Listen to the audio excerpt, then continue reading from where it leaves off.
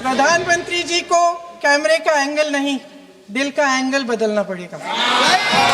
പ്രധാനമന്ത്രി ക്യാമറയുടെ ആംഗിൾ മാറ്റിയിട്ട് കാര്യമില്ല, ഹൃദയത്തിന്റെ ആംഗിളാണ് മാറ്റേണ്ടത്. देश के युवाओं पर पैलेट गन्स और AK-47 चलवाने की क्या आवश्यकता थी? യുവാക്കൾക്ക് നേരെ പെല്ലറ്റ് തോക്കുകളും AK-47 ഉപയോഗിക്കേണ്ട ആവശ്യം എന്തായിരുന്നു? क्या वे आतंकवादी थे? അവർ ഭീകരവാദികളായിരുന്നു. किसने ऑर्डर दिया पैलेट गन्स चलाने के लिए? जवाब दीजिए, जवाब दीजिए. कांग्रेस बोल रही है, जवाब मांग रही है, जवाब दीजिए. പെല്ലറ്റ് ഉപയോഗിക്കാൻ ആരാണ് ഉത്തരവ് നൽകിയത്? ഉത്തരം പറയൂ. और एक गौमूत्र के विशेषज्ञ भी हैं.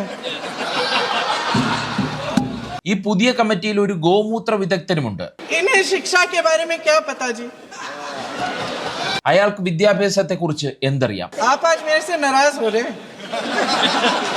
बस मुस्कुरा लीजिए. പ്രിയങ്കയുടെ ചോദ്യങ്ങൾ കേന്ദ്ര സർക്കാരിന്റെ നെഞ്ചിൽ തറയ്ക്കുന്നതായിരുന്നു.